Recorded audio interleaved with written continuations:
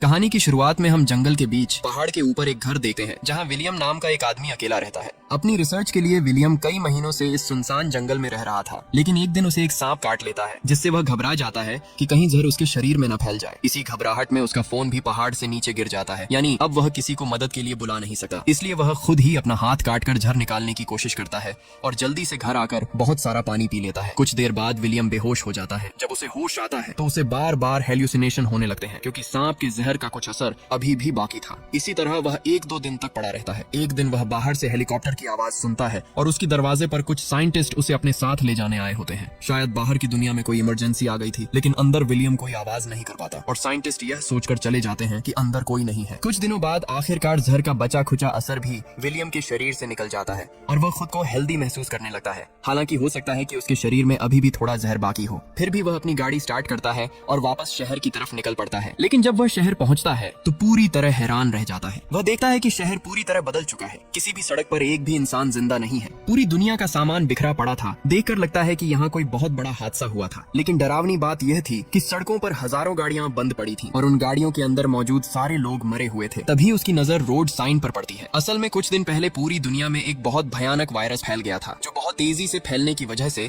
धरती पर मौजूद लगभग सभी इंसानों को इन्फेक्टेड कर मार चुका था। इसलिए अब न कोई सरकार थी, न कोई कानून या नियम कायदे। खैर, विलियम अपने घर पहुंचता है और देखता है कि उसके पेरेंट्स भी कुछ दिन पहले ही मर चुके हैं। विलियम कुछ देर हकीकत को स्वीकार करता है, फिर अपने घर के पास ही अपने माँ बाप के लिए कब्र खोदता है। कुछ दिन बीत जाते हैं और विलियम समझ जाता है कि इस शहर में उसके अलावा कोई और जिंदा नहीं है। लेकिन उसे उम्मीद थी कि उसके अलावा भी कहीं न कहीं कुछ लोग जिंदा होंगे जो उस वायरस से इम्यून रह गए होंगे। सेफ्टी के लिए विलियम अपने साथ एक बंदूक और कुछ सप्लाई लेकर लास्ट वेगास की तरफ निकल पड़ता है। रास्ते में जो ब्रिज शहर आने जाने का जरिया था वह भी ब्लॉक था, इसलिए विलियम को बहुत लंबा सफर तय करके दूसरे रास्ते से लास्ट वेगास पहुंचना पड़ता है। लेकिन यह शहर भी खाली पड़ा था। यहाँ कोई नहीं था। बड़े बड़े होटल और कैसीनो बिल्कुल सूने थे। आखिरकार विलियम थककर एक फेमस होटल में रहना शुरू कर देता है। अब चूंकि यहाँ उसके लिए सब कुछ फ्री था, इसलिए वह महंगी महंगी वाइन पीने लगा है। लेकिन अगले दिन रात को उसके पास 2 सर्वाइवर आते हैं, मिल्टन और एन, जो विलियम की तरह उस वायरस से इन्फेक्टेड नहीं हुए थे। वे बताते हैं कि पिछले कुछ दिनों से वे भी ऐसे ही महंगे होटलों में रह रहे हैं। मिल्टन उसे आखिरी टीवी ब्रॉडकास्ट दिखाता है जिसमें बताया गया था कि साइंटिस्ट इस नए वायरस का कोई एंटीडोट नहीं बना पाए। इसके बाद अलग अलग देशों में गृह युद्ध शुरू हो गए। लोग दवाइयों के लिए एक दूसरे को मारने लगे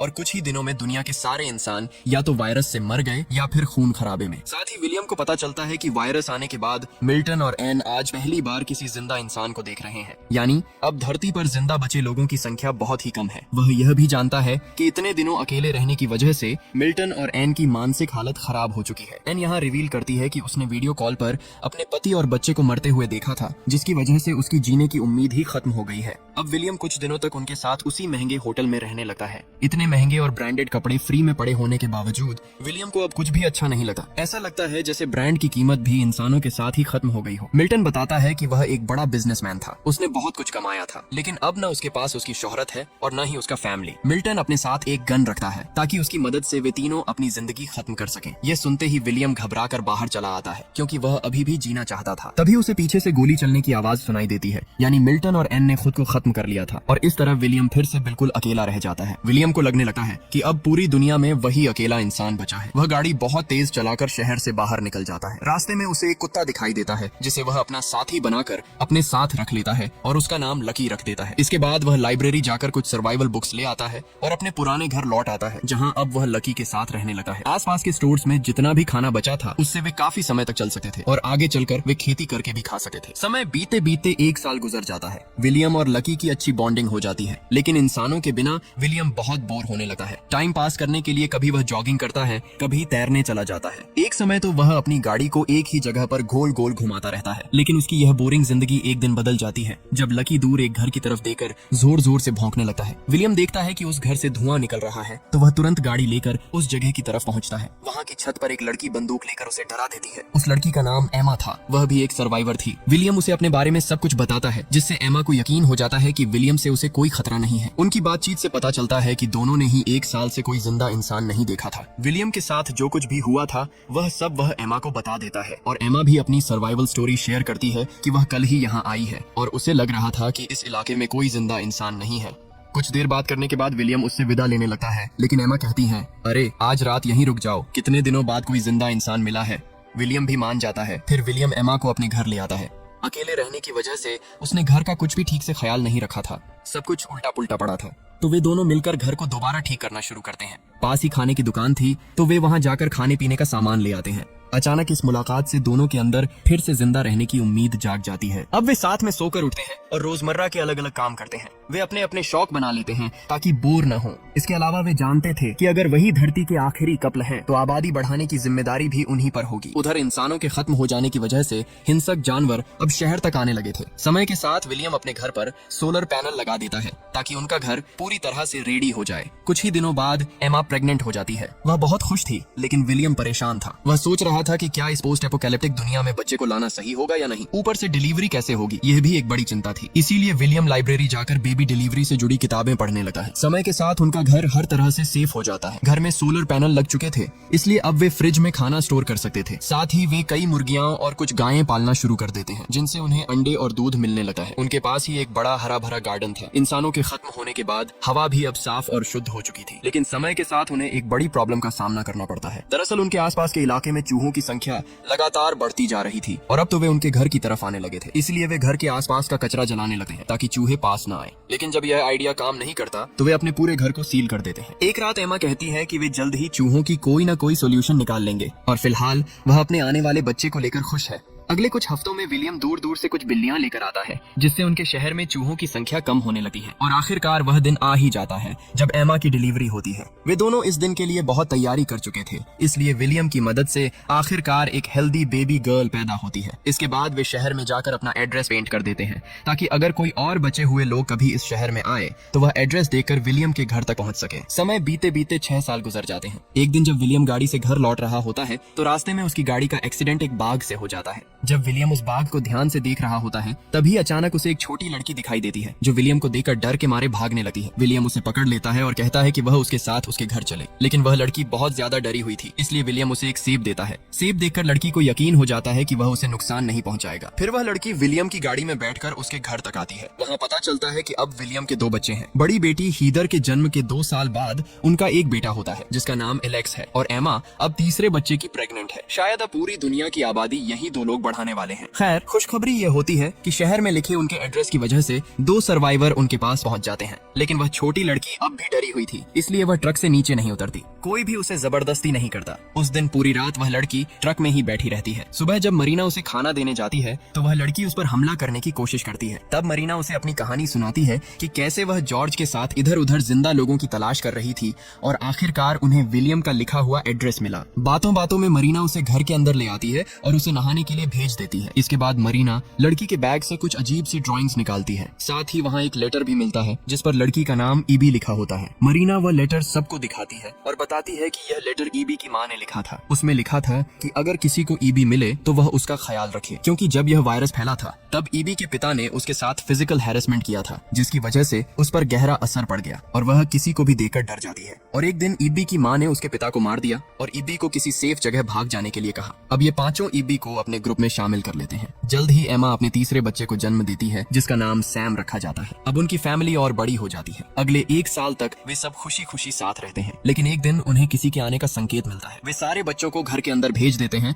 और बड़े लोग हथियार लेकर देखने जाते हैं कि कौन है। तभी वे देखते हैं कि यह एक और सर्वाइवल ग्रुप है जो शहर में लिखे एम्मा के एड्रेस को देखकर यहाँ पहुंचा है। इस ग्रुप में मॉली, जीन, एजरा और उनका बेटा राइफ थे। विलियम लोग उन्हें अपने घर ले आते हैं। मॉली बताती है कि 8 सालों में उन्होंने सिर्फ 4 जिंदा लोगों को देखा है। उनके पास कोई ठिकाना नहीं था, वे इधर उधर भटकते रहे थे। तब एम्मा कहती है कि अब यही उनका घर है, यहाँ किसी चीज की कमी नहीं है और वे सब मिलकर यहाँ एक नई सोसाइटी बना सकते हैं। इस ग्रुप में मॉली एक डॉक्टर थी, यानी अगर कोई मेंबर घायल होता है तो उनके पास डॉक्टर होना किस्मत की बात थी। अगले दिन विलियम नए मेंबर्स को रूल्स समझाता है कि अब शहर और जंगल में इंसानों की गिनती बहुत कम है, इसलिए अक्सर जंगली जानवर आसपास घूमते रहते हैं। इसीलिए जब भी वे शहर में सप्लाई लेने जाएंगे तो हथियार और साथ में कोई न कोई जरूर होगा। इसके बाद सब लोग शहर के आखिरी हिस्से में जाते हैं अलग अलग चीजें लेने के लिए।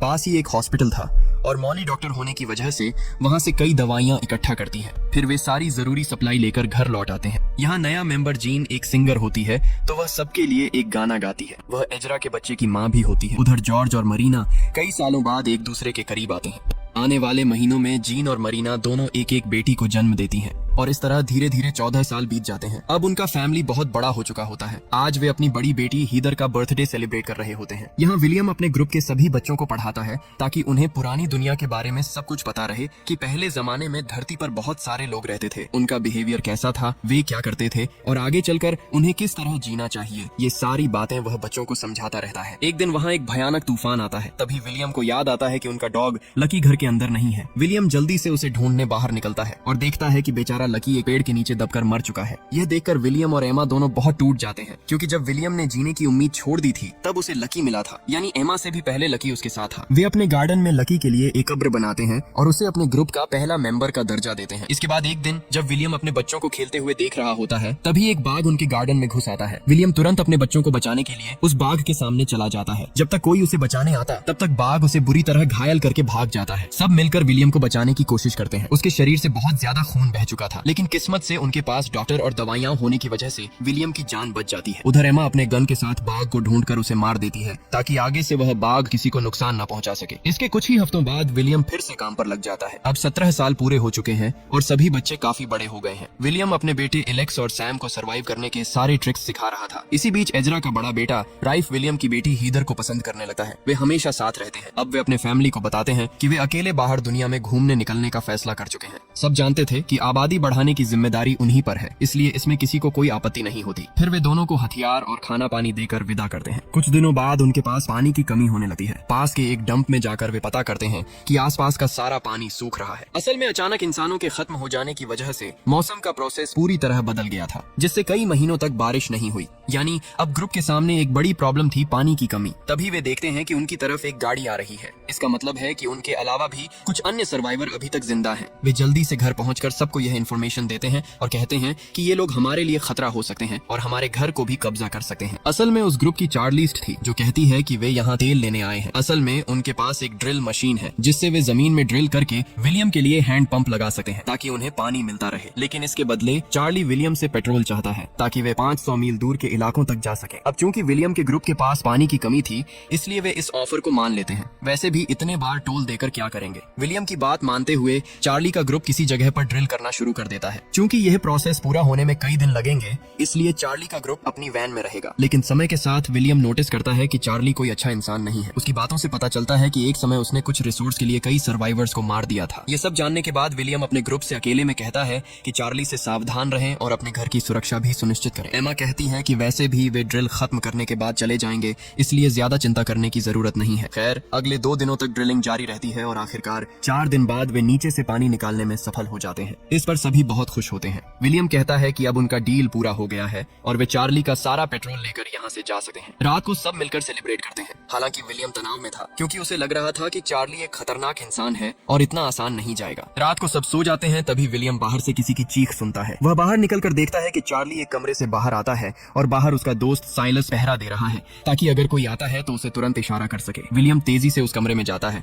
जहाँ ईबी रो रही होती है। चार्ली ने उसके साथ जबरदस्ती की थी। विलियम तुरंत यह बात अपने ग्रुप को बताता है। अब बाकी मेंबर्स कहते हैं कि चार्ली के ग्रुप के पास बहुत सारे हथियार हैं और उन्होंने उसे यह कहते हुए भी सुना था कि वह अब यहाँ से जाने वाला नहीं है। तब विलियम कहता है, फिर तो उसे मारना ही पड़ेगा, वरना मैं अपने ग्रुप के लोगों को ऐसे ही हैरेस होते हुए नहीं देख सकता। आज उसने ईबी के साथ किया है, कल किसी और के साथ करेगा। बाकी लोग उसकी बात से सहमत तो होते हैं, लेकिन साथ ही डिस्कस करते हैं कि वैसे भी अब दुनिया में इंसान बहुत कम बचे हैं, इसलिए किसी को मारना सही नहीं है। मगर विलियम समझाता है कि अगर वे चार्ली को नहीं रोकेंगे तो उनकी फैमिली सेफ नहीं रहेगी। आखिरकार सब मान जाते हैं कि अगर चार्ली को मार दिया जाए तो उसके ग्रुप के बाकी लोग शायद कुछ नहीं करेंगे। प्लान के मुताबिक रात में वे चार्ली को चारों तरफ से घेर लेते हैं। चार्ली के ग्रुप को पता भी नहीं चलता और विलियम चार्ली को सीधे मार देता है। हालांकि विलियम को बहुत बुरा लगता है क्योंकि यह पहली बार था जब उसने किसी की जान ली थी, लेकिन उसने यह अपने ग्रुप की सुरक्षा के लिए किया। अगली सुबह विलियम का ग्रुप चार्ली के ग्रुप को बता देता है कि वे बदला लेने के बारे में न सोचें। अगर वे चाहें तो यहीं रह सकते हैं, लेकिन उन्हें सबके साथ मिलकर काम करना होगा और अगर वे जाना चाहते हैं तो अभी हमेशा के लिए जा सकते हैं। चार्ली के ग्रुप के ज्यादातर लोग यहीं रहने का फैसला करते हैं, लेकिन चार्ली का बेस्ट फ्रेंड साइलस बहुत गुस्से में होता है। उसे विलियम से नफरत हो जाती है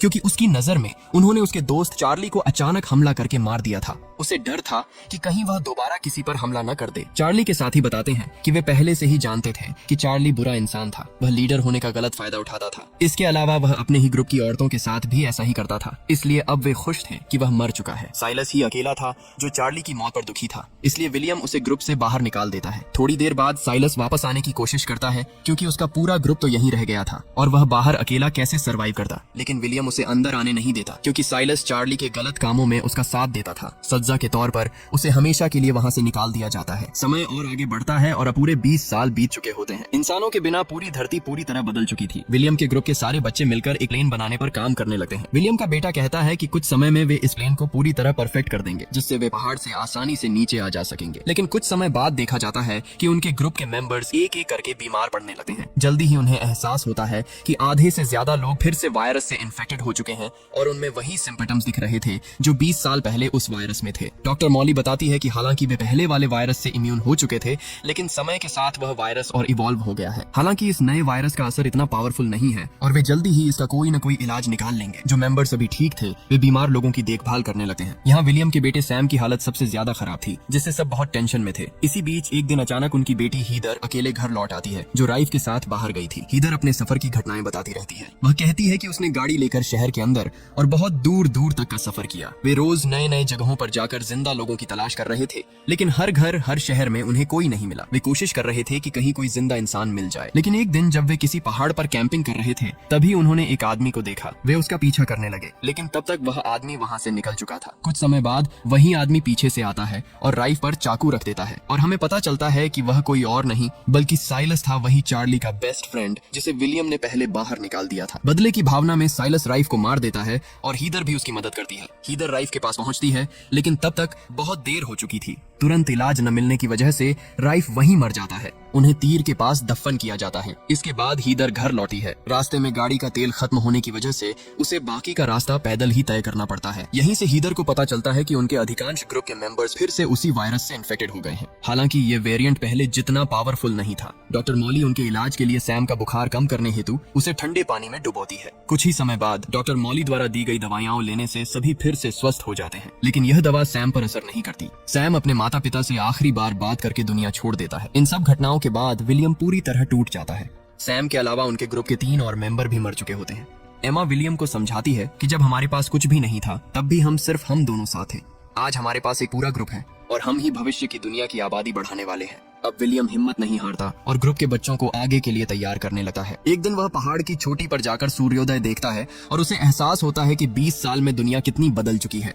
वह लौटकर बच्चों को एक स्पीच देता है कि अब तक वे गलत रास्ते पर चल रहे थे। वे पुरानी दुनिया जैसा बनना चाहते थे, लेकिन अब दुनिया पहले जैसी नहीं रही। इसलिए अब से उन्हें प्रकृति के हिसाब से जीना सीखना होगा। प्रकृति ही उन्हें सिखाएगी कि इस नई दुनिया और नए मौसम में कैसे रहना है। इसके बाद वे रेडियो को फिर से चालू करते हैं ताकि आपस में कम्युनिकेशन कर सकें। वे एक नई सोसाइटी बनाते हैं, सोशल इवेंट्स रखते हैं ताकि बच्चे समझ सकें कि इंसान एक सोशल जीव होता है। वे आसपास के शहरों को अपने हिसाब से रेनोवेट करते हैं। धीरे धीरे इस नई दुनिया में 50 साल बीत जाते हैं। बूढ़ा विलियम अपने पोते से कहता है कि यह नई मानव सभ्यता उन्हीं की नस्ल से निकली है और अब इसे आगे बढ़ाने की जिम्मेदारी उसी की है। और यहीं इस मूवी का अंत हो जाता है।